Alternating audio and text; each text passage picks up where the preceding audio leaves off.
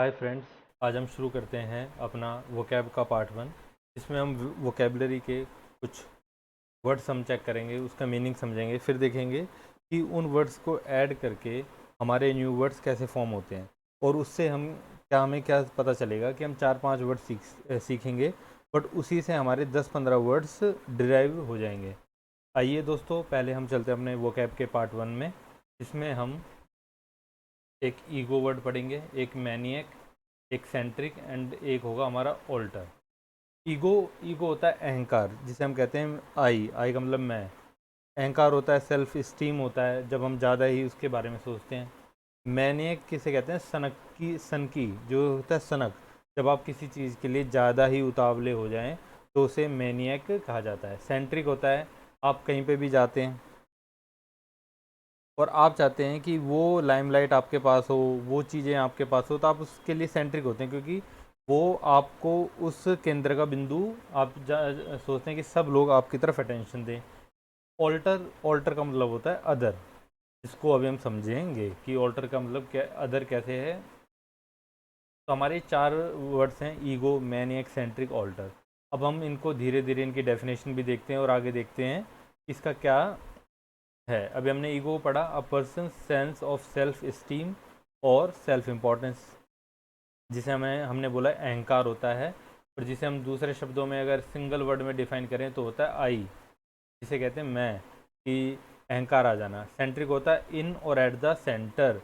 आप कहीं पे भी जाएं तो आप यहाँ पे आपको सेंटर, तो आप सेंटर हैं कि जो आपकी सारी अट्रैक्शन हो एक पॉइंट पे हो, आपकी तरफ हो। मैंने क्या होता है, मैंने बोला एक सन की होता है, जिसे कि इंग्लिश में क्या कहते हैं? पर्सन एग्जिबिटिंग एक्सट्रीमली वाइल्ड और वायलेंट बिहेवियर। जब हम किसी चीज़ के लिए ज़्यादा ही पागलपन, उतावलापन, वायलेंट बिहेवियर करें तो उसे मैनिया कहते हैं। ऑल्टर किसे कहते हैं? चेंज को, जो कुछ अदर हो। अब हम इसके जब एग्जाम्पल देखेंगे, जब आपको समझ में आ जाएगा कि ऑल्टर का कैसे है।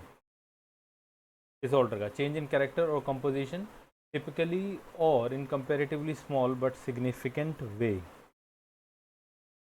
आइए अब दोस्तों, ईगो, जो हमने ईगो पढ़ा उस पर अब हम देखेंगे कि कितने वर्ड्स हैं। जैसे ईगो, ये आ गया हमारा ईगो। अब आप इस पे देखिए, हम 4 वर्ड देखते हैं: ईगोइस्ट, ईगोटिस्ट, ईगोसेंट्रिक एंड ईगोमेनियक। अब आप सीधा सीधा सोचिए, अहंकार, मैंने बोला था ईगो का मतलब क्या होता है?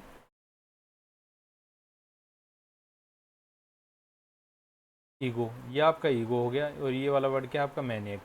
तो this is ego plus maniac. का एक और वर्ड होता है ईगो मैनियकल।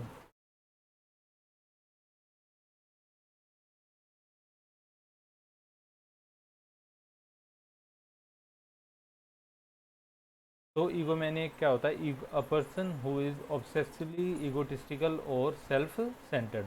मैंने आपको क्या बताया था? ईगो होता है आई, अहंकार। मैनियक होता है किसी चीज़ के लिए सनक होना, पागलपन होना। तो उससे फॉर्म होता है ईगो मैनियक। अब एक हमारा वर्ड है egocentric, thinking only of oneself without regard for the feeling और desires of other, self centred. मैंने क्या बोला? Centric, ego centric. ईगो मतलब होता है अहंकार, सेंट्रिक होता है जिसके लिए आप उसके लिए अट्रैक्शन, मतलब आप उसका बिंदु का केंद्र बनना चाहते हो। तो आप ये चाहते हो कि सब आपके ही तरफ ध्यान दे, ego centric.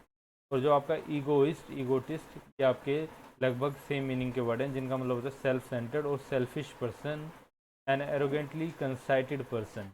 egotist, a person who is excessively conceited or absorbed in themselves, जो सिर्फ अपनी ही बातें करें, अपने पे ही ध्यान रखें, दूसरों से उन्हें कोई लेना देना ना हो, उनका मतलब होता है ईगोइस्ट, ईगोटिस्ट।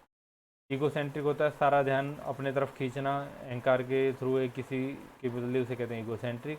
ईगोमैनियक होता है a person who is obsessively egotistical और सेल्फ सेंटर्ड, के लिए एक पागलपन हो, उस सनक को उसे कहते हैं ईगोमैनियक। अब हम अपने पढ़ते हैं ऑल्टर, जो हमारे वर्ड्स हैं उसके बारे में। इसका मतलब होता है चेंज, और एक और होता है अदर। आपने ऑल्टर से कई सारे वर्ड पढ़े होंगे, जैसे ऑल्टरनेट, ऑल्टरनेटिव। तो पहले हम उनको देखते हैं। ऑल्टरनेट क्या होता है? कि टू हैपन और exist one after the other repeatedly.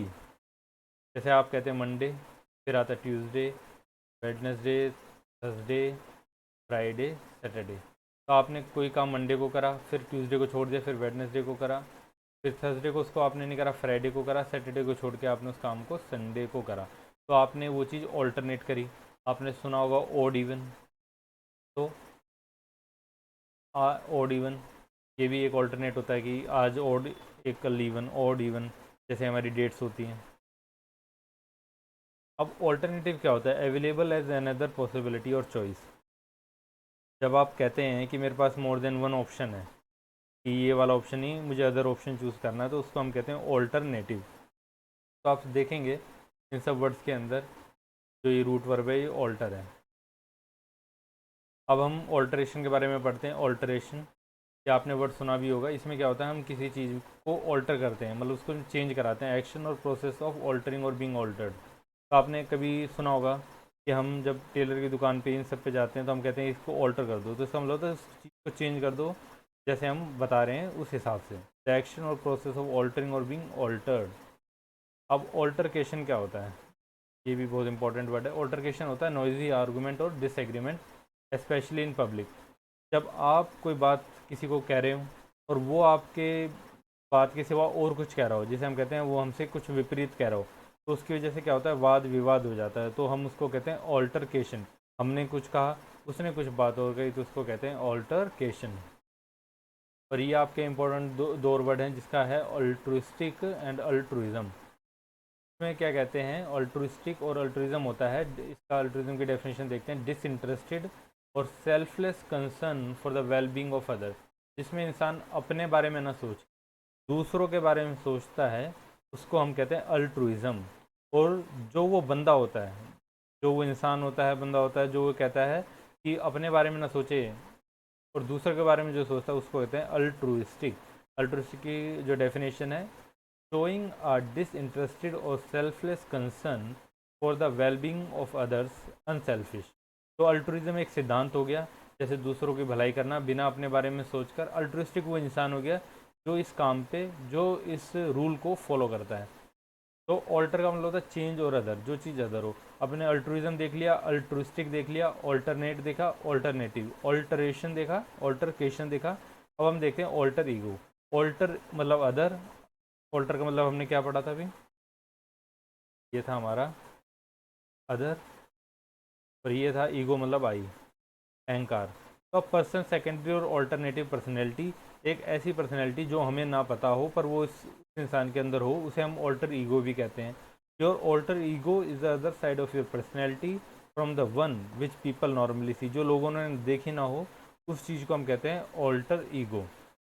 और इसका एक और जगह इसका एक और मतलब है कि ये हमारा जैसा ही होता है। जैसे हमारा कोई दोस्त होता है, हम कहते हैं यार तू तो मेरा जैसा ही है, तो उसको भी हम ऑल्टर ईगो के वे में यूज़ करते हैं कि यार तू तो मेरा जैसा है, तू मेरा दोस्त है, एकदम सेम टू सेम है, तो उसको भी हम ऑल्टर ईगो कहते हैं।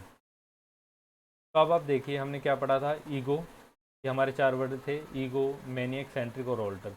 ईगो अहंकार, मैनियक होता है सनकीपन, सेंट्रिक होता है जब आप उस केंद्र की बिंदु बनना चाहें, ऑल्टर होता है अदर, इसे हम चेंज भी कहते हैं। तो हमने इन चारों के मीनिंग पढ़े, इनकी मीनिंग क्या है, फिर हमने इनसे वर्ड बनाए, ईगो सेंट्रिक, ईगो मैनियक, जैसे ईगोइस्ट, ईगोटिस्ट, ये हमने वर्ड पढ़े। फिर हमने इसको देखा ऑल्टर के साथ, altruism, altruistic, alternate, alternative, alteration, altercation, alter ego. तो ये हमारे रूट वर्ब्स हमने पढ़े, उनसे जो वर्ड फॉर्म होते हैं वो पढ़े। आपने देखा होगा कि सिर्फ हमने 3 से 4 वर्ड में हमने कम से कम 10 से 12 वोकेबलरी याद कर ली। अब हम इसके नेक्स्ट वीडियो में पार्ट 2 लाएंगे और दूसरे रूट वर्ब्स और वोकेबलरी के बारे में जानेंगे। Thank you everyone for watching the video.